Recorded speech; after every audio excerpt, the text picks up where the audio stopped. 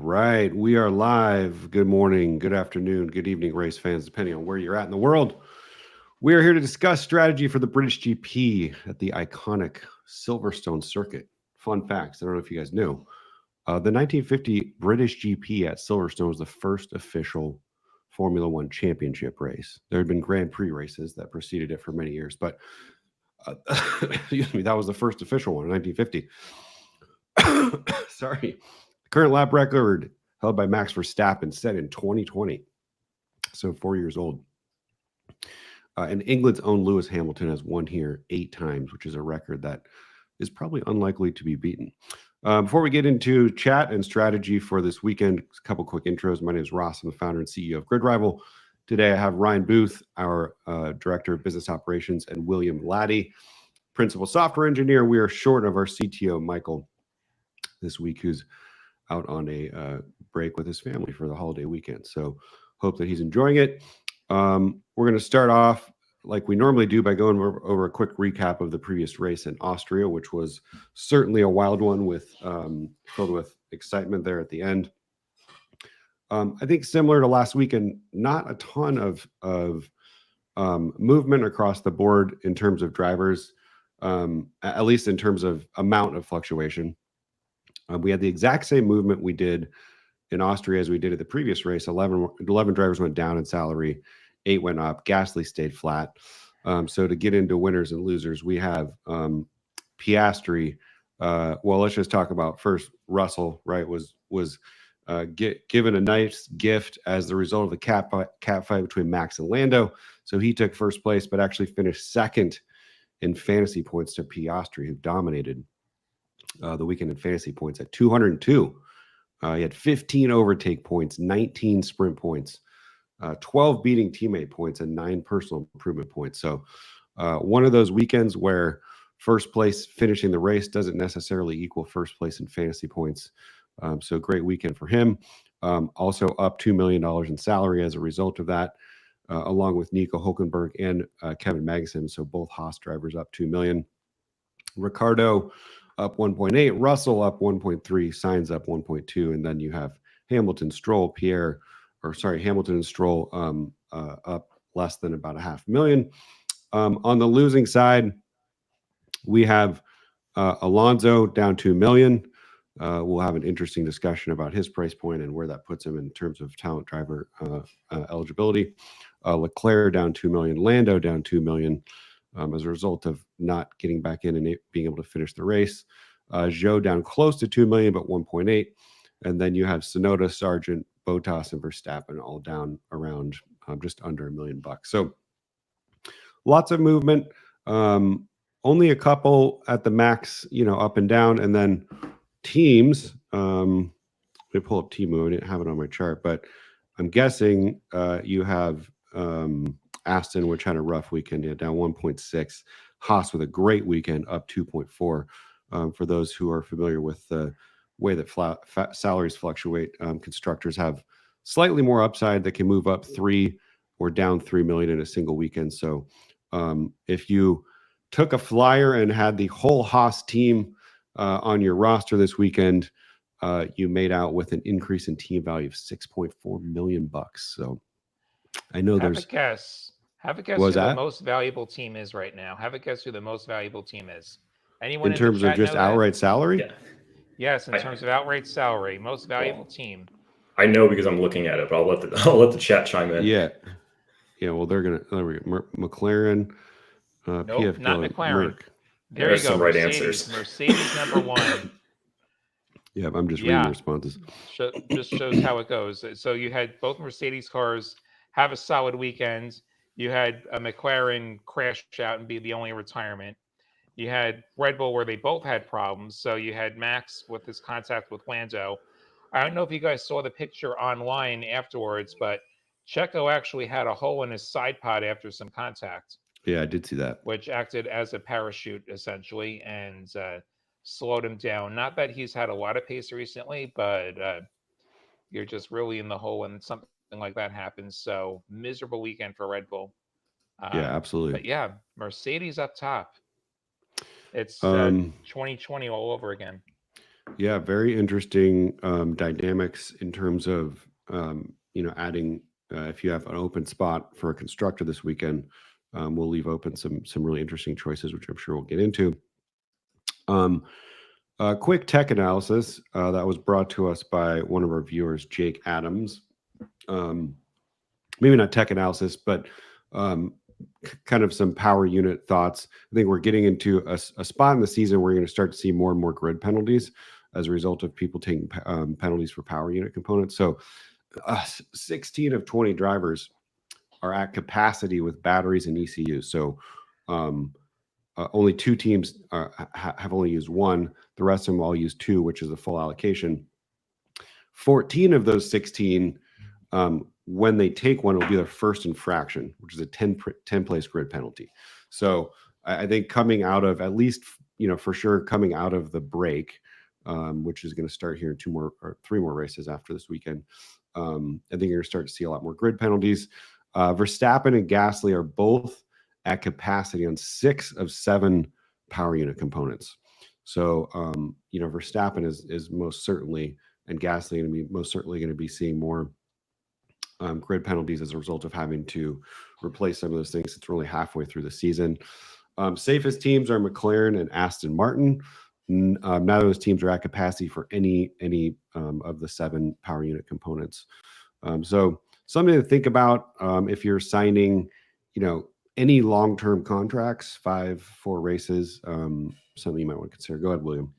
It is worth noting that just because they've put that last power unit into their pool doesn't mean that they won't use an older power unit at some later weekends.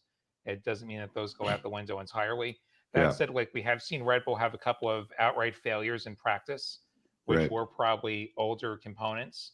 So, yes, the margin for error is a lot smaller for sure, but you don't necessarily hit the panic button based on something like that, unless you see somebody just go up in a puff of smoke, and then that power unit's kaput. Yeah. So the other thing to consider is what you'll sometimes see, like, they'll get around the grid penalty if they have a bad qualifying session. If, say, you somehow get knocked out of Q1 and you're one of the front runner teams, if you put all your units into the pool already, what you probably do is just put your 4th one, 5th one, etc. in and eat the penalty since you're starting last anyway. So you will see that sometimes. I did see a question in the chat: do we score after penalties or before, or based on raw qualifying? It is based on the qualifying classification. So we don't account for grid penalties when we give qualifying points, and we don't account for grid penalties when we give overtake points. It's based on where you qualified, not your grid spot. Correct. Since we're on that subject. It's a good point too, what William made, that if someone's starting at the back, grid penalties aren't going to affect them. So, for instance, one of my favorite drivers who's always starting P19, P20, you don't really have to worry about any grid penalties from power units. So you'll be okay there. That's true. Logan Sargeant fan club has nothing to worry about. Just put a new one in every week and tune it up. Yeah, why not? I want to see what one of these power units can go. I want to see what one of these power units can do when we're not trying to make it last 4 weekends. Put it in full qualifying mode the whole race. Yeah, I'm still waiting for Williams to give him a car that actually can compete. Hammer time. No, they keep taking it away from him. Yeah, someone would steal it. Yeah, Albon would get that car. That's right. Some Formula 2 driver would get that car. Okay. Unfortunately, I think they're counting down the days until Antonelli turns 18. I'll stop now. Yeah, no, I think they are. On to just getting into strategy. So I think the thing that's probably on everybody's mind who's paying attention is we have been teased the whole season with Fernando Alonso almost dipping into talent driver territory. He is now there, and he is there by quite a bit. He dropped 2 million, so he's at 18.1 all the way down to 16.1, ranked underneath Gasly and Hülkenberg. Is now the time to add Alonso to your team, or is Aston going through a little bit of a rough patch, and can we expect to see them continuing to finish mid-pack or like they did at Austria? What do you guys think? I mean, I've said Go ahead. I've said countless times, anytime he's been on that threshold, I was like, oh, if he falls, you don't want Alonso on your team now because you have to use him when he gets into talent driver range.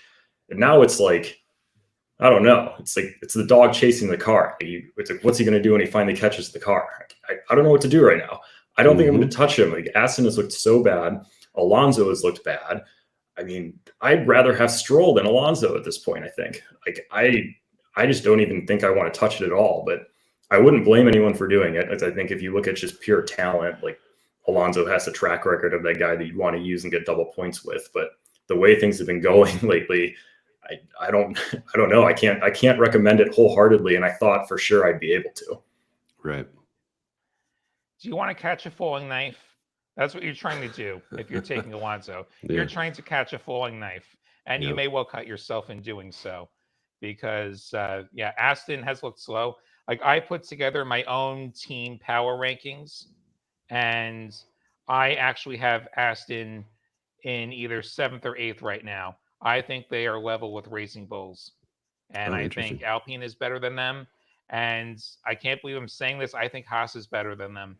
Well, if you look at from a salary perspective, I mean, Hulkenberg is 16.5 and Alonso's 16.1. So,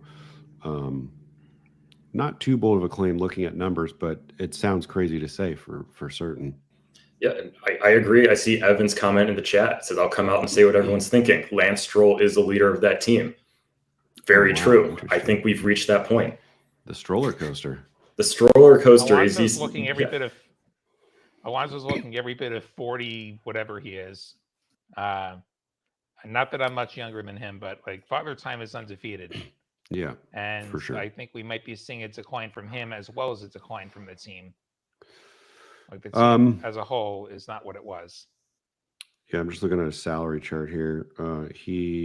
Both of these, Alonso is, Stroll has been famously up and down all season, but Alonso capped out. He looks like this was in Miami at 21.6, and since then has just dropped every single week with the exception of Canada. He went up by, 600K and then down. So Canada was a special case because of the weather and right. all the various retirements that come with that. So you kind of wonder, similar to what we've been asking about Perez over the last several races, is when's he going to bottom out? Does Alonso have more to go after essentially 6 or 7 races of continuing to drop, or is he at the bottom of when that's going to happen? If you think he's a falling knife, then you think he's going to continue to drop, but hard to say. On that note, Perez seems like maybe he is at his floor. I don't know if you guys think. I mean, he finished flat. I mean, he's down a little bit, 300K, but the last 3 shows we've been talking about is now the time to sign Perez. Or is Perez just a safe pick? Like, do you think he's going to make a comeback? He's obviously in a car that's capable. I mean, the problem is, like, I don't know how much higher he gets than 7th on the grid without DNFs. I think he's behind Max, he's behind the Ferraris, he's behind the McLarens.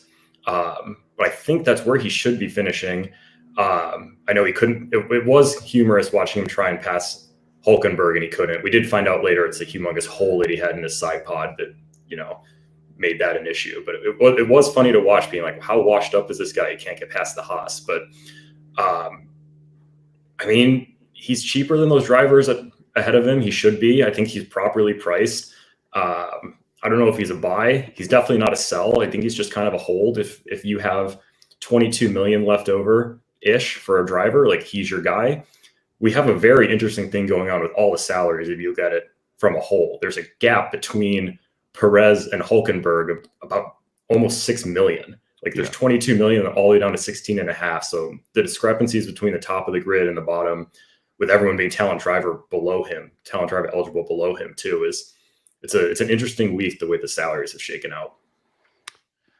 Do you guys feel like there's where do you see value on the board? Because frankly, coming into this week, looking at it, was one of the weeks, at least for me, just I didn't see a ton of like huge deals. It seems like a lot of drivers are really well aligned with, you know, their rankings.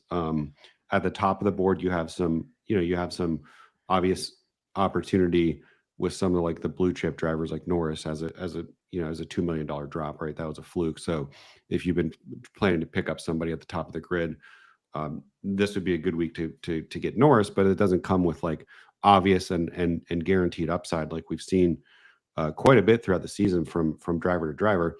You know, Alonso's one of them where if the last couple events were flukes, but like we expect him to come back, you know, and go from 11th to 8th or 7th, he'd be an obvious buy. But I think that's not the case with him. There just doesn't seem to be right now on the board a lot of like huge upside opportunities. Sargeant might be one, but we've been saying for the last 3 weeks, I mean, it's hard to get to 2.8 million in this game in salary. Like you have to have consistently last place finishes. And so, you know, really Sargent's at a spot where like literally all he has to do is finish in like 18th, 17th to go up 2 million in value. So he could be one, but you know, again, it seems high risk. So I'm interested in your guys' thoughts on like, if you see anybody that's an obvious deal on the board at the moment. Yeah, I mean, if I'm looking for obvious deals, apart from Norris, who is at a discount, and so it's worth noting that Leclerc has fallen below Sainz because of his issues last week, and Sainz lucking into that podium. I would say that Ferrari on a whole is in a decline, but I could see Leclerc improving a bit next week in terms of value. I can't trust Checo to get his stuff together. If I'm looking for value, I'm looking at more like an Ocon, perhaps Tsunoda, where, you know, Tsunoda's had some bad luck in recent weeks. So like, I think those are choices. Yeah, I think maybe Sauber gains a little bit of value, the Sauber drivers. As for Sargeant, like he has me pining for the days where mechanical retirements happens all the time. Go back like 20, 25 years. Like you never had, like we never had races where everybody finished. Like everybody would have finished last week if Norris would have not torn his floor up driving back to the pits. Yeah, back in the day, like you could count on that, but unfortunately, we can't. Like unless it's going to rain on Sunday, I'm not touching Sargeant either for value. On the constructor side, McLaren's at a discount after last week's goings on. Yep. And on the constructor side, I'm not really seeing any huge discounts. I don't know the salary numbers off the top of my head. I don't know how much more room Haas or an Alpine has to run up after. Well, if you look at Haas, you know, if Austria is what we can expect for the next couple of races, I think Haas could certainly see some value, continued value gain. But we're having the same thing go on the constructor board as Ryan had just mentioned on the driver board, which is, but way lower down. You have Haas, you know, at 14, and then you have a drop all the way to like $8 million down to Kick at 7.8 and Williams at 7.3. So my power rankings have Haas and Alpine on equal footing. I have them tied for 5th. I think those are both teams that are going to hover around the bottom of the points. Right. So I do think there is some upside on Haas, if anybody. I think you need to publish these power rankings, William. I think that the community would enjoy that. You know, he is still just one screw up away from missing a race. Williams has fallen off a cliff, and I think they'll continue to go downwards. Yeah. Like Kick Sauber has had their moments. Andrew's suggesting that I should put my constructor power rankings on X. That's a good idea. Maybe I'll post that. Maybe I'll post that today, and I'll share it on our GridRival Discord as well. Yeah, there you go. Yeah. And going back, looking at those drivers that we had talked about that are discounts, you kind of do split everything. Like I said earlier, the top and the bottom. I mean, it's probably Lando. He dropped 2. He's without any DNFs, he's going to finish 1st or 2nd this weekend probably. He's down 2 million. Like that's where I'm putting my money. I have McLaren roll off my roster at an unfortunate time, but I'll be using that money to put into Lando. So stay with the orange there. And then it sounds crazy. He just went up 2 million, but I think Magnussen's down at 10. He's below Sonoda, below Stroll, he's below all of these guys, and I think he's probably better off than them. So even though you're not getting the best value on him at this point, I think he still has room to grow. That car seems to be pretty capable, and Magnussen has had some strong performances lately. And then all the way at the very bottom, I mean, we talked about it last week. If you like the deal at $3.5 million, well, I have something for you at 2.8, and it's still Logan Sargeant, and I'm still rostering him.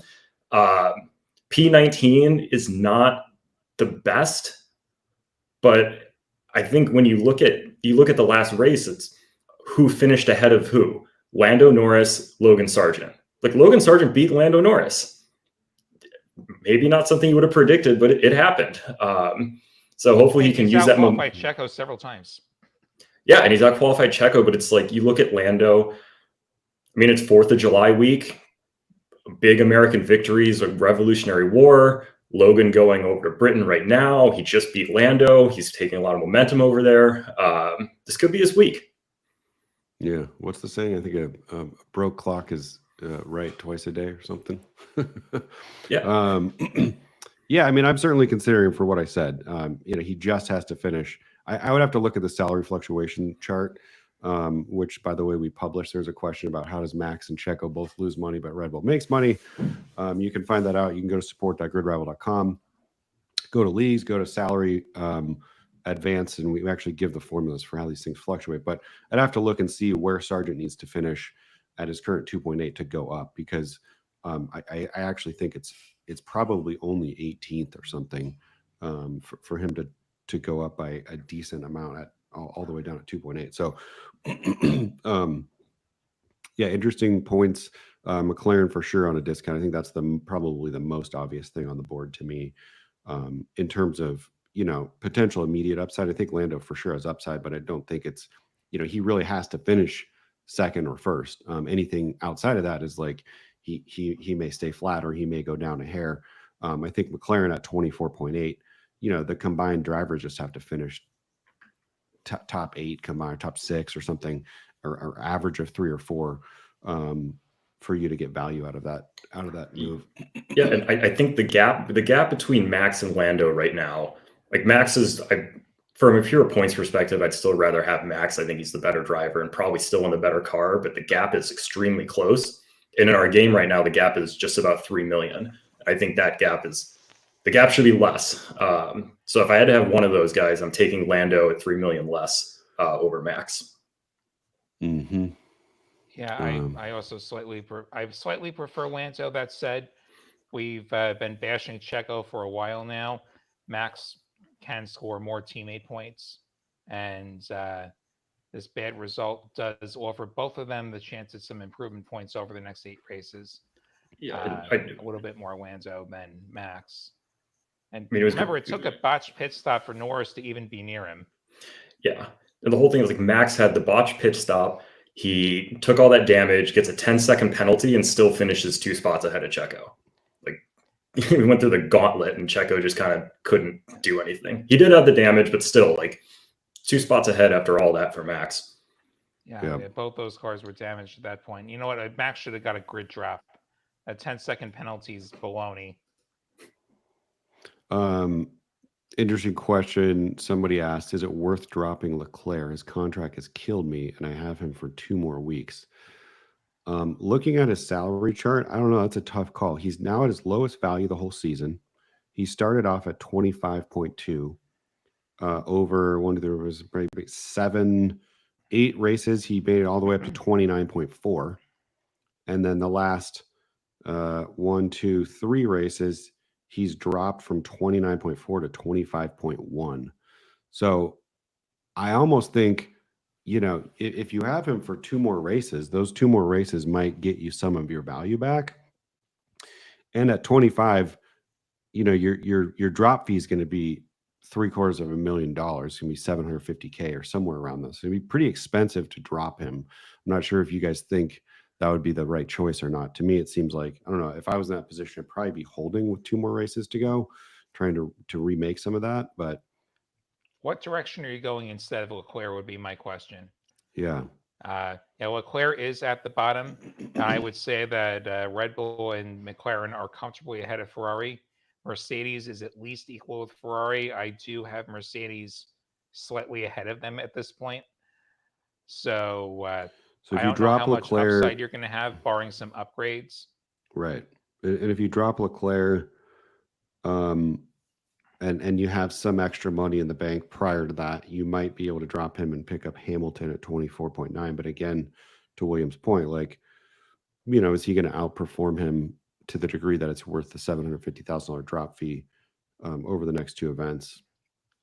Hard Leclerc, to say. I think I wouldn't most bet weeks on it. could finish about 4th or so. Yeah. I think 4th is probably where I'd pin him. So in that regard, there's a bit of upside. Like, he is usually beating his teammate, which is also helpful. Keep in mind, Leclerc lost his front wing on the start last week, which is why he ended up out of the points. And then in Ferrari tradition, they attempted a rather bizarre strategy to get him up front. Was it 3 stops, 4 stops? 4-stop strategies don't work anymore. This isn't the refueling era. That one famous race where Schumacher went on to a 4-stop strategy to keep his pace. Like, those days are long gone. Oh yeah. Sure. I will say, I'll be I'm the not first. ditching Leclerc. That's what I wanted to end with. I'm not ditching Leclerc. Yeah, I mean, but I'll be the first to rip on Ferrari strategy anytime they screw up. But I mean, at that point, he'd lost his wing. The race was probably pretty much ruined. I don't think there's really much to lose by going with a bizarre strategy and hoping it works out.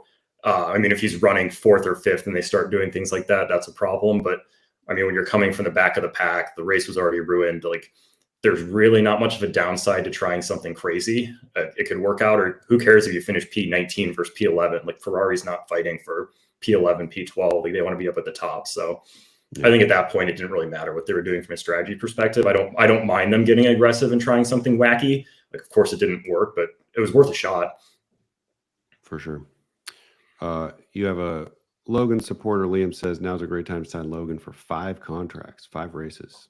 Great point to value ratio, and will open up more top drivers and teams. Really no downside. So it'll be interesting to see how that plays out.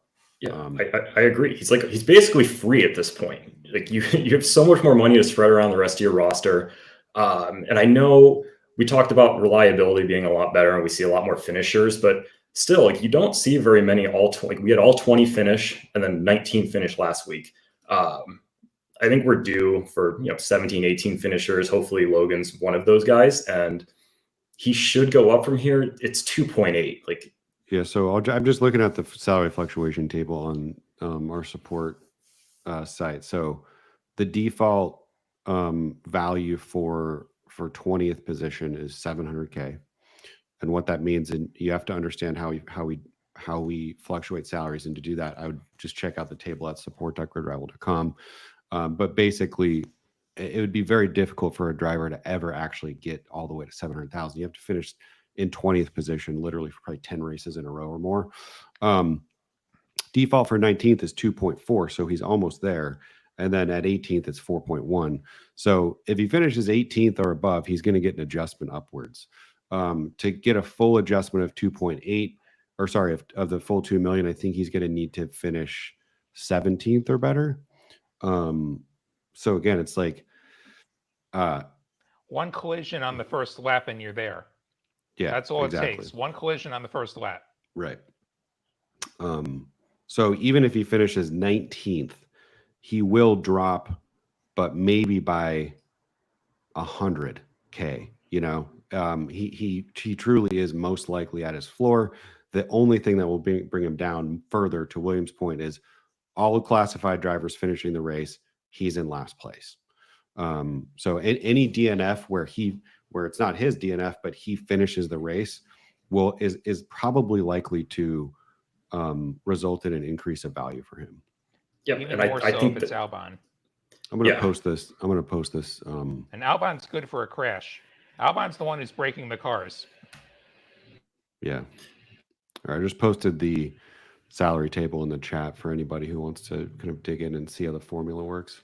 Right. And that risk is worth it at 2.8. Maybe at 3.5 it wasn't. Maybe I jumped the gun a little bit. I get a little excited when we talk Logan, but at 2.8, I know I've been known to make some outlandish comments, but he legitimately, I think, is a play at 2.8. I convinced Andrew.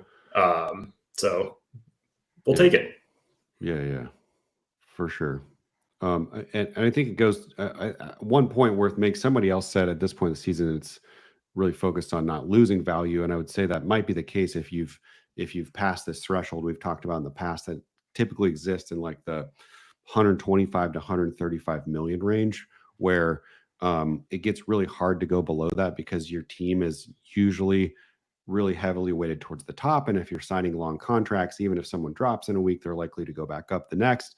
And it's harder and harder to lose value. But if you're not, if your team value is under 130, I think you do really need to continue focusing on finding upside, most likely if you want to be competitive. And that's probably the case if you're in a league where there's at least, 10 people. So there was a question, Hulk or Alonso for talent driver this weekend. I think we touched on it a little bit, but didn't have to narrow it down to two people. Yeah, it's so hard to sign Hulk over Alonso. I think just like, I don't know, just the name and the it's just hard. But I think it's probably the right call. Yep, I would go Hulk, and I wouldn't think twice about it at this point. The only thing I would be thinking is, do I want to save money and go down to like Magnussen? Because if I have one driver I need and I have about 16 million, it's Hulk over Alonso every single time for me. Mm-hmm. It's just a matter of, do you need to go down the grid a little bit and look at like one of the Alpines or like Magnussen? But if you have 16, I think Hulkenberg's a better use of that money. And Magnussen, if you look at his salary chart, looks very much like Lance Stroll's. He's just kind of been all over the place. So we definitely know he's in a vehicle that has upside thanks to what we're seeing with Hulkenberg. But, can he actually consistently finish? Hulkenberg has been a lot more consistent throughout the season and a little bit less nuclear in terms of his interactions with other drivers. Let's see. Any other good questions you guys are seeing in here? O'Connor Magnussen challenge driver. Battle of the penalty point drivers. Yeah. The old meme, Ted's second penalty for Ocon. I like Ocon better than Magnussen for talent driver. I think Ocon has a better chance at beating his teammate. And I'd say the cars are about equal. Alpine might be a little bit faster. I like Ocon's upside a little bit better, though, as far as consistency and qualifying for that matter. I mean, unless he ends up behind Magnussen, I saw a comment earlier that K-Mag should drive the safety car because he's so good at holding everyone up behind him. So if Magnussen gets out front, I guess he can just keep everyone behind him. He's like the grocery stick, separating the top of the field from the bottom. Yeah. And he's the conductor of the DRS train. That's right. There's a good question. It says, let's chat strategy. My third season on GridRival, I'm finding getting drivers finishing in the top 12 has been more productive than top loading and bottom loading rosters. What do you guys prefer? Yeah, like there's like good point productivity throughout the grid. We've mentioned before, like you could create $100 million lineup, which that's what you get if you were playing our DFS game at just $100 million for the 1 week. That would be competitive with most lineups. Then you can't go top heavy. Then you have to pick out like the Alpine that's going to do well, the Haas that's going to do well. You can generate a lot of points that way. Yeah, and there's just generally speaking, there's a lot less value in the top. I can tell you, like I had Max and I had Norris and I had Leclerc, and I was like 5th or 6th in our company league this week because you all saw what happened to Max and Lando and Leclerc, and I didn't have too many of those mid-pack drivers to keep me afloat. I didn't have that balance, and it really burns me. So Yeah, I like a more balanced lineup generally. It just didn't work out that I had one this week. Yeah, interesting. So yeah, that's my answer There's a there. comment in here that's interesting from Evan. It says Sainz still hasn't announced a contract because he's expecting Ferrari to have something for him at the end of the year, which sounds like No, wishful I haven't thinking heard to that me. anywhere. That's nonsense. He said he saw it in an That's my Italian. opinion. He said he saw it in an Italian newspaper. They say a Does lot of he things. speak Italian? No, he said Maybe he might have been lost in translation. He was clarified. He said if I translated it correctly, so he's The openly only admitting he may way- not have. The only way they have an open seat is if Hamilton decides, actually, I'm going to retire, which there's been no indication of that. We know Leclerc's not going anywhere. Yeah, for sure. And yeah, Hamilton's going to drive that car, and they're going to pay him a lot of money to drive that car and give him all the other things he wanted. Like maybe Roscoe has like his own personal. I couldn't think of a clever thing for a dog, but maybe they're catering to his dog too. Like Yeah. I see Hamilton wearing red next year, and I don't know where Sainz is going. Someone said Logan's on my team as an unpaid intern. Let's see. So, question about Logan: was one or more races to contract Moose Jaw RC Body Shop? Shout out, free shout out. I feel like, to me, Logan's a mid to longer term grab if I'm grabbing him this week. I don't know, Ryan. What do you think? I mean, you're the Logan Sargeant expert.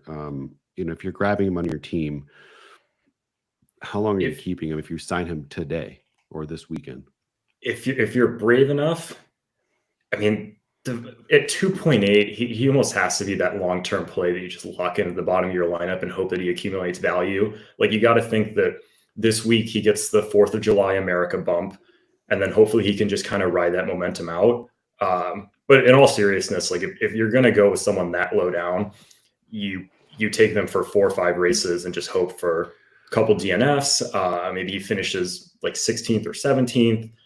You'll build some team value up, and then you can essentially spread all of that money out to the rest of your roster.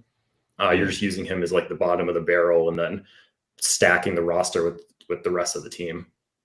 Yeah, I think if you only sign him for one race, I think there's still a little, like I said, I think it's going to be unlikely that it's going to drop more, but it's not out of the realm of possibility. I think if you can go, at least 3 races, you're spreading out your risk a little bit more and increasing the likelihood that he's going to get you something in terms of value.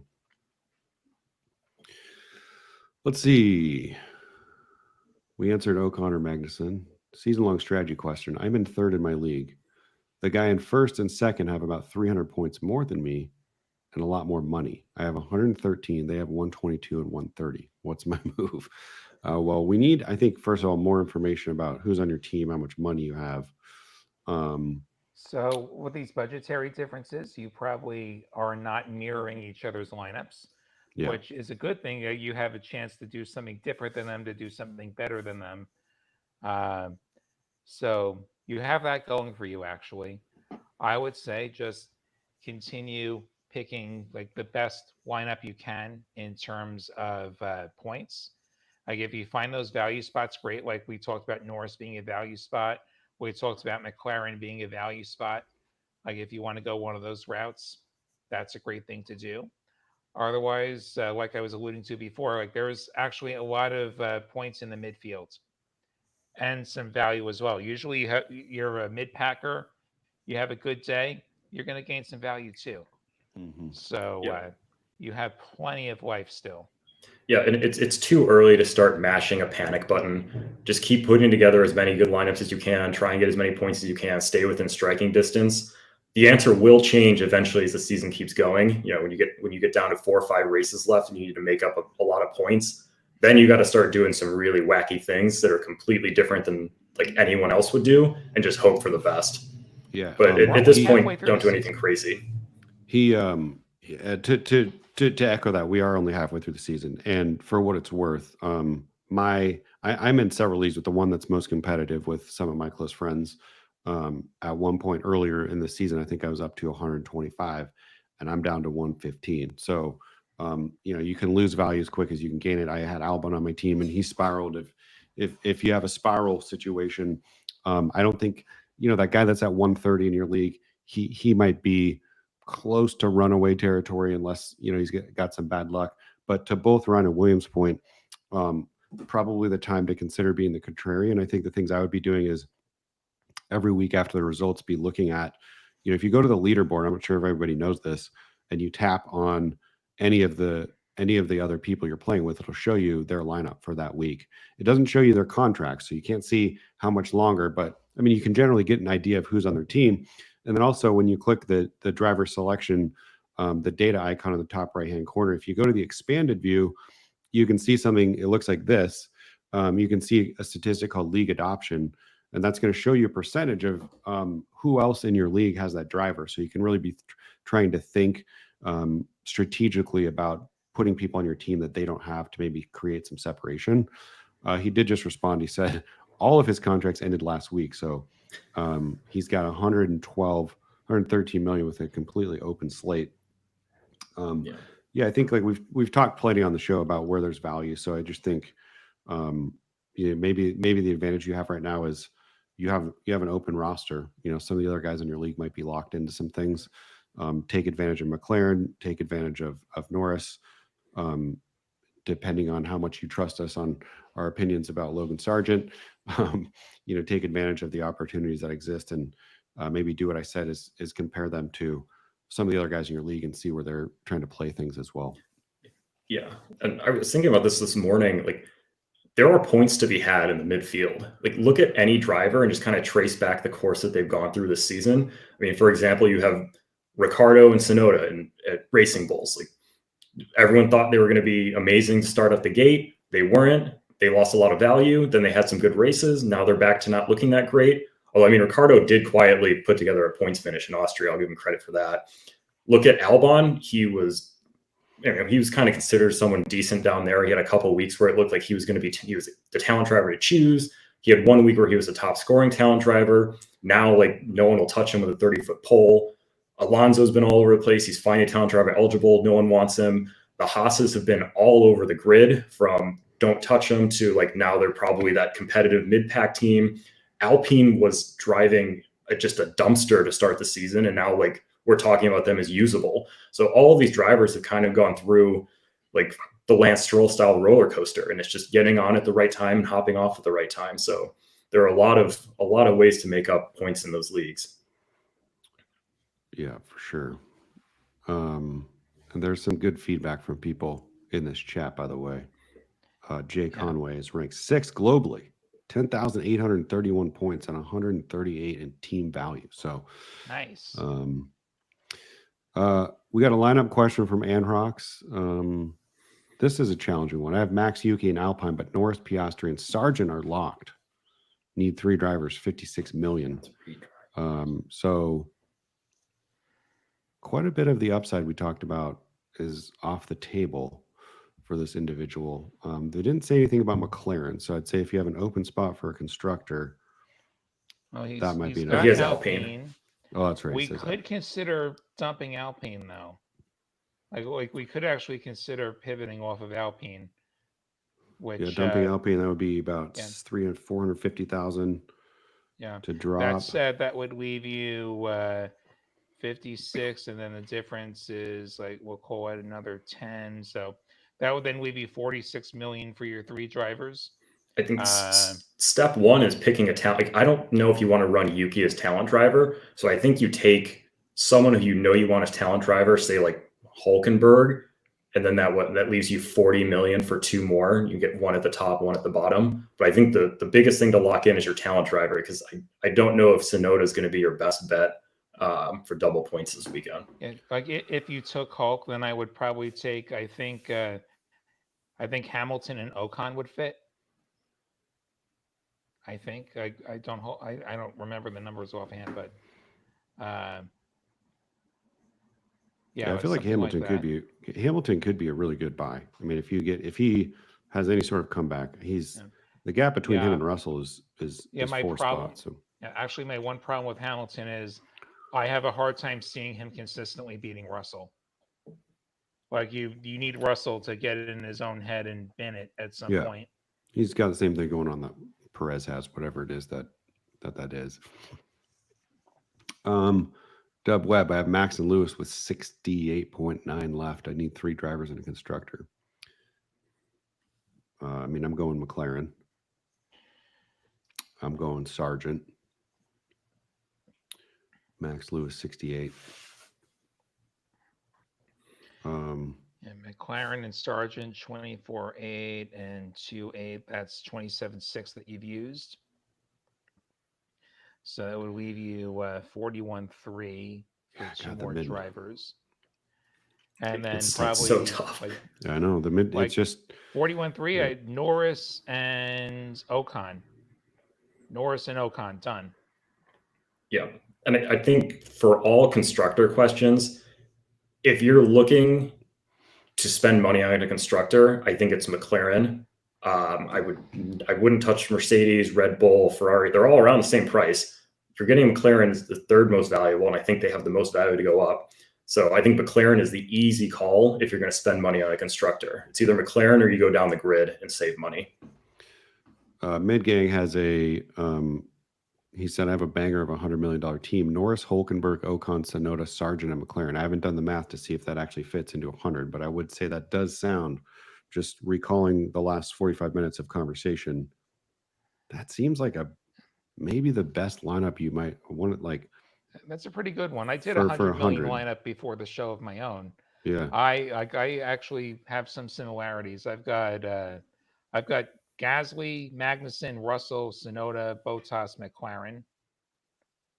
That was the direction I went, and that leaves 1.4 million. I could have, that's an oversight. Like, I actually could have Norris instead of Russell, right, if I wanted. So, actually, I think we're in pretty good alignment there. Yeah, the only thing that makes me nervous is just anytime you're all in on a team, but as we've seen, like, that can, that has, I think, very polarizing outcomes sometimes. So like this week, is good. What was that? Diversification can be good. Yeah. If you had all the Haas guys on your team, if you had all the Haas guys on your team, like we said at the start of the show last weekend, you did very well. But like, is that going to, did you sign them all for a 1 race contract and get really lucky? Probably very unlikely. McLaren does seem like a really safe bet, but you are robbing yourself of kind of diversifying outside of that. But I'd have to look and see what other combinations you come up with. But I don't hate it. I think that's I actually really like it. I just thinking out loud, the only potential risk or downside I see there is so much weight onto one team. Well, and if you have you're sinking a lot of money into a driver who may have to be driving wheel to wheel with Max for multiple laps. It kind of turns into it's only a matter of time until something happens. Yeah, I think, that's a tough one. Definitely McLaren as a team, and then if you're choosing between Piastri and Norris, it's tough as well because Norris is at a discount today. Norris has consistently been better than Piastri for sure. Piastri has been behind some cars that are probably slower than his car. Yep. So I would go Norris all day over Piastri if I had to pick between the two of them. Yep. Piastri's been getting beaten by Mercedes. He's been getting beaten by even Sainz. So, Kelsey has a good question. How long should I sign McLaren? Summer break is after the next 3 races. Have you ever noticed that the break has an effect on results? It depends on who's bringing upgrades after the break. Summer break could be one of those inflection points in the season. I would look at what races are right after the summer break. You've got the Dutch GP, and then you have Monza, which is sort of a unique beast after summer break. Yeah, Spa's right before. It's now before summer break, which is different. Spa and Monza tend to be more horsepower tracks. Monza, you actually have cars running negative wing. Like that. Really? That's a very unique track in terms of horsepower mattering way more than narrow. So that's a factor as well. And then Baku right after. So completely different tracks. Yes, then you go to a street circuit and Yeah, Baku was known for some chaos as well. So, but hey, that's not until September. Like, it feels so far away, but it's only 6 races from now. Yeah, so I would say summer break. You could see teams bringing upgrades right after summer break. I don't think it's going to be all that earth shaking, like anything that you see after the break. Like, it's not like McLaren's going to suddenly be garbage. It's not like Ferrari's going to start winning every week all of a sudden. So Right. yeah, I wouldn't make that too huge of a factor. McLaren The topped one out thing the I would season. say, the only thing I'll point out specifically with the Williams team, I think there's a decent chance Logan gets fired over summer break. Racing Bulls, for that matter, like, I think there's a decent chance Ricardo gets fired over summer break. If Logan gets fired, we're going to shut down the show. I don't know what we're going to do. We're going to have to pivot to whatever series he's in next. Like, if he's in IndyCar next year, we're an IndyCar show. There we go. Yeah, so to Kelsey's, coming back to her question, McLaren topped out at 27.6, and that was only at Canada. So they've had a rough. I actually wouldn't say Spain was rough for them, but they dropped a hair. But last weekend dropped them the lowest they've been the whole season by a decent chunk. The lowest prior to that was at the second race of the year. They're at 25.5.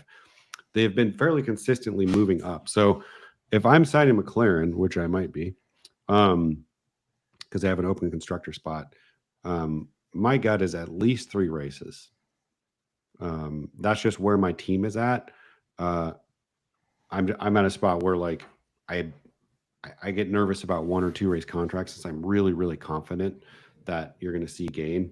I don't know if you guys have a differing opinion. 3 races would put you right up till summer break, which might, answer your question mark about what's going to happen afterwards. You could eliminate that question, but I would give them at least 3 races. That's my opinion, to see some sort of near guaranteed recovery, I guess I'd say. Yeah. Austin asking what happens if a driver gets fired. What happens is we terminate those contracts. You get whatever their value was at that point, you get that back. And then we list the new driver, and you're free to sign them or anybody else. No early release fee or anything. Yeah, no but fees or penalties. It's worth noting, though, if you have all of your money tied up in a lineup, and let's say you have Logan, and for some horrific reason they do fire him, you're in trouble because you're going to have about 3 million in the bank, and you're going to have to pay early release fee on somebody else to get a driver into that slot. So that is the issue with having the cheapest driver on the grid if he does get released. Unless you have somebody rolling off that same week. That's true too, but just in case. Also, we have no idea where we would list that new driver's value. Like, if it was hypothetically Logan, the Williams is still a piece of garbage. So whoever the replacement is would probably be on the cheaper side, if I had to guess. Yeah. Let's see. A couple minutes left. Any other good questions we see coming in here before we finish up? Oh, I'd have to take a second. I promised Michael that I would pass along some of his lineup recommendations. So, like, right. Wink, wink, take these into account. He said he's going to stack Kick Sauber. So he wants them as constructor. He wants Joe and Bottas. He said pick either one of them as talent driver if you want. But he also recommended not even using a talent driver because he doesn't want to take the free points. That's very noble of him. Yeah. Let's see how he does. Check back next week. I see a couple of other things here. Evan asking, like, he got Behrman in Saudi Arabia. He had Sainz. Sainz missed Saudi Arabia. He had appendicitis, and Oliver Behrman filled in. So if you had Sainz, Behrman filled in, and he got the points. So if you have a driver who's out for a race because of injury, that's what we do. Whoever their replacement is, like, that contract with the original driver, you get the subs points. Yeah, a good question about our picks game from Anrox, who must be located in the U.S. in a state where you can play it. She said, they said, any advice on quick picks? What's the best way to choose if they did better or worse in quali versus race position? I'm not sure I totally understand the question, but I will articulate. The way the picks game work is you are essentially predicting how you think they will finish at the next race. So better or worse than position 3.5, I think in this case, or whatever the number is next to their name. The reason we use half positions is because it eliminates the possibility of a tie. So, and you will see it occasionally, but if we say fourth position, you pick better or worse, and they finish exactly a fourth, that will result in that pick on your ticket being tied. So, if that I don't know if that clarifies your question. If not, feel free to send any more clarifications, and we'll definitely answer them. If you are it's in really where you think they're going to do. Exactly, it's exactly. And, it's like I'm not sure if there's a great way to. If you're in the U.S. and you're eligible to play that game, we definitely encourage giving it a try. You can make look at their past performance, look at the car's performance, make predictions about like what might happen around them to give you a little bit of guidance. Like if you think Mercedes is going to be bad, that's probably good for a Ferrari driver because they'll beat Mercedes, right? So like those are like sort of the edges that you could work as far as maybe tilting yourself one way or the other, but it's really just example. When do you pick Norris better over race position? And quality over race position. Yeah. Do you think that Norris has a better chance to beat Max on a single lap around the circuit in terms of time, or do you think he has a better chance beating him over the course of 50-something laps at race pace? No one knows the answer, but it's just kind of whatever you feel. Like, do you feel more confident that he's going to put together an incredible time, or do you think that he's going to beat him on race pace? Yep. For anyone that hasn't tried that game in the U.S., give it a try. Very, very simple to play. As we were saying, you literally pick whether a driver is going to finish better or worse than a certain position, qualifying position, race position. You win multiples of your entry fee depending on how many picks you make. So if you make 2 picks and you get them both right, you get 3 times your money. If you make all the way up to 8 and get them all right, you get 100 times your money. You can play for as little as $1. So check out picks if you haven't done it. Any final questions? We got 3 minutes. Kelsey, with the DFS question, do league options apply to DFS? No, that would make it way too easy if you knew what the other teams were doing. So we only show the league option on the free leagues game. We don't show it on DFS in the interest of competitive balance. Yeah. The only hack I could think of would be if you go to like one of the bigger GridRival leagues, the Matt and Tommy League or the GridRival official league, where there's 5,000-10,000 people playing. I think you get a really good sense of what league adoption looks like amongst a much larger data set. But as we know, the way that people play the season-long game is very, very different than how they play the daily fantasy game. So it may not. And they usually have bigger budgets, so it's not quite apples to apples. Totally. Okay. Anything else we see? So. One quick. I see Chris's question. Is it worth dropping Nico to get to K-Mag, but freeing up enough money to take McLaren? I think that's an interesting. I say yes. I think I'd say yes. It's $6 million, and McLaren I think is a top constructor to have this week. So McLaren's going to be a huge upgrade over whatever driver you have at the price point you have now. Yeah, like you're looking at probably like Aston or maybe Alpine or Racing Bulls. Like McLaren's a massive upgrade. McLaren can double podium. Yeah. Nico is at 16 and a half. So he's going to cost what, like, $480 something, close to $500,000 to drop. Yeah, I like that play as well. Yep. I think Nico's definitely better than K-Mag, but the gap between them is not as large as the salaries currently reflect. Yeah, for sure. Okay, cool. Jake Adams says he thinks Verstappen's going to score the most points he ever has in this season thus far due to overtakes. Well, not overtakes. So overtakes are based on where he qualifies. Right. Oh, did we lose William? Uh-oh, we lost William. Improvement over your trailing 8 race average. Anytime Max has a bad day, Norris has a bad day. Okay, so it's the fourth internal combustion engine.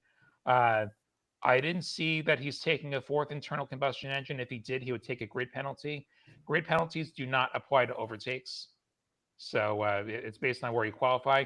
That said, if you change out a power unit and you're going to start at the back anyway, you may actually see the team say, screw it on qualifying. And just not run or something. Well, and we've seen it in the past too. And do as they please and save some sets of tires. Yeah, or Did my they'll make internet it. chop off half that speech? It did. Yeah. I'm sure it was a good one though. Yeah. But I was gonna say we have seen in the past where if someone is taking a penalty, they'll try and get into Q3 and maybe give their teammate a tow.